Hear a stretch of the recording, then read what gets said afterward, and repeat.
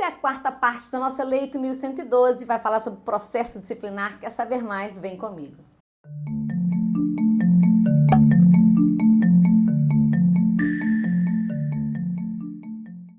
Olá, professora Elisa Faria, a gente está conversando sobre questões da Lei 8.112, já falamos sobre provimento, já falamos sobre direito e vantagem, sobre regime disciplinar, e essas questões são sobre processo administrativo. A gente vai analisar uma questão da CESP, uma FCC, uma Fundação Getúlio Vargas. Se você não acompanha, né, vai lá no canal Professora Elisa Faria, que você tem a série toda organizadinha nas playlists, você não vai perder nenhum questões dos anteriores também, relativamente às outras matérias do direito administrativo, tá bom?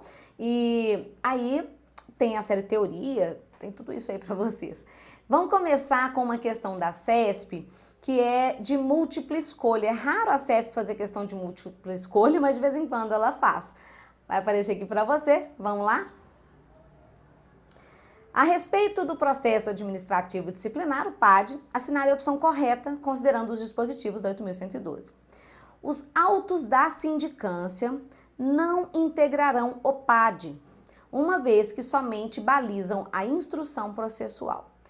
A sindicância é uma investigação prévia, realmente, para você elucidar fatos ou circunstâncias que não estavam claros. Por exemplo, você sabe quem é o autor, mas não sabe exatamente o que ele fez, o autor do ilícito, da façanha lá, ou você sabe o que foi feito, mas não sabe quem. Então, é para isso que a sindicância serve, ou seja, ela pode anteceder um PAD. Só que essa assertiva aí de que ela só serve para isso está incorreta. Por quê? Quando você vai lá no artigo 145 da lei, que fala sobre a sindicância, você vai ver que pode ser arquivada, se não for nada, mas também pode resultar na aplicação de uma advertência ou suspensão de até 30 dias. Nesse caso, a gente chama a sindicância de processo administrativo simplificado, tá? Então, ela não é só um procedimento apuratório, investigativo, ela também pode ser um processo administrativo simplificado para aqueles casos de advertência e suspensão de até 30 dias. Bom, a B de bola, o investigado poderá ser afastado do exercício do seu cargo para que não influencie nas apurações do PAD. Durante o período de afastamento, ele não receberá remuneração. Pensa bem, ele ainda não é culpado, ele está sendo analisado ainda, né? Investigado, ali, melhor dizendo. Claro que esse afastamento pode acontecer, tá lá para você na lei. Aí, vai ficar sem remuneração? Não, ele é remunerado durante esse afastamento, tá? O que mais?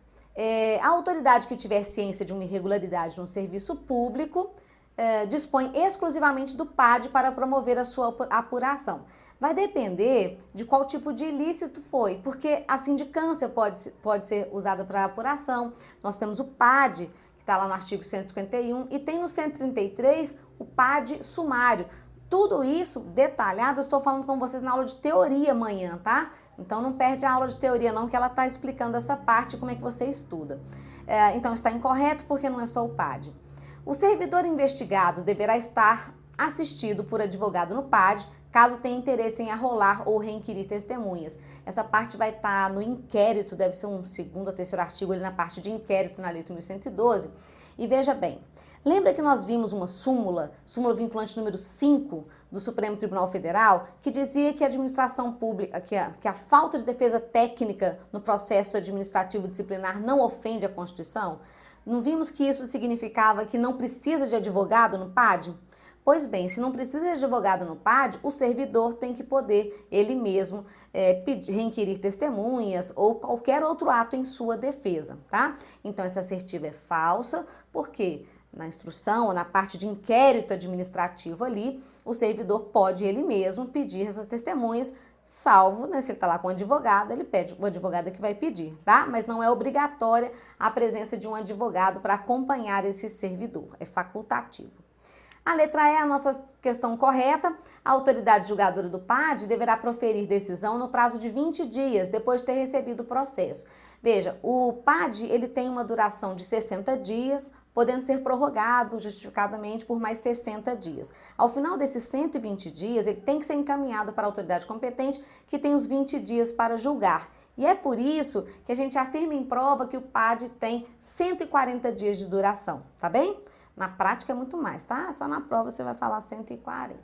Beleza? Vamos conhecer um pouquinho agora de Fundação Getúlio Vargas? O que ela arrumou pra gente? Que enunciado gigante! Olha lá. Após regular processo administrativo disciplinar, garantidos ao servidor público federal investigado o exercício do contraditório e da ampla defesa, restaram cabalmente comprovadas a materialidade e a autoria de uma infração disciplinar descrita lá na portaria inaugural. Essa portaria inaugural está se referindo à instauração, quando nomeia a comissão processante, formada por 3 servidores estáveis, né? Que você já sabe também. E é punível com a demissão. Sobreveio aos autos informação de que o servidor processado, autor dessa infração, havia se aposentado voluntariamente durante a tramitação do processo. E aí a autoridade competente, né, conforme estabelece a lei de 1112, vai fazer o quê? Então ela estava investigando, apurando uma infração que o servidor cometeu e nesse meio tempo ele veio a se aposentar. Bom, nós sabemos que alguma penalidade vai ter que ter, né?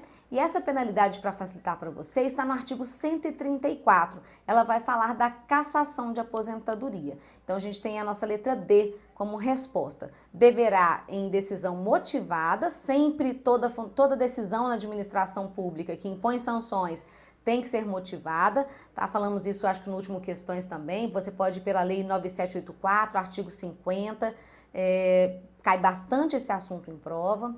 Então, aplicar ao servidor faltoso a pena de cassação da aposentadoria na hipótese de considerar que não está presente ou que não são presentes os requisitos autorizadores de sua mitigação. O que foi colocado aí?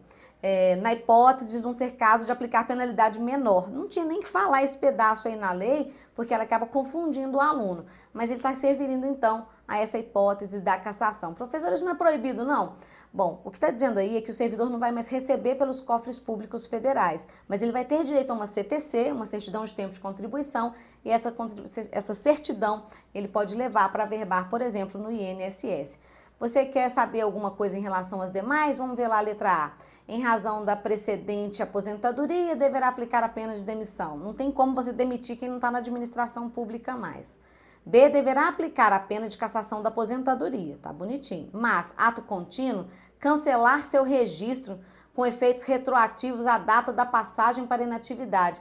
Não tem nada disso, cancelar o registro da aposentadoria, né? Não tem nada disso lá, não é uma reversão para a administração pública.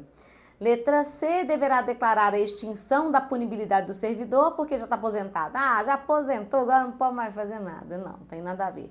Letra E, poderá escolher livremente entre aplicar as penas da advertência, suspensão, mitigar a penalidade da demissão ou cassação de aposentadoria.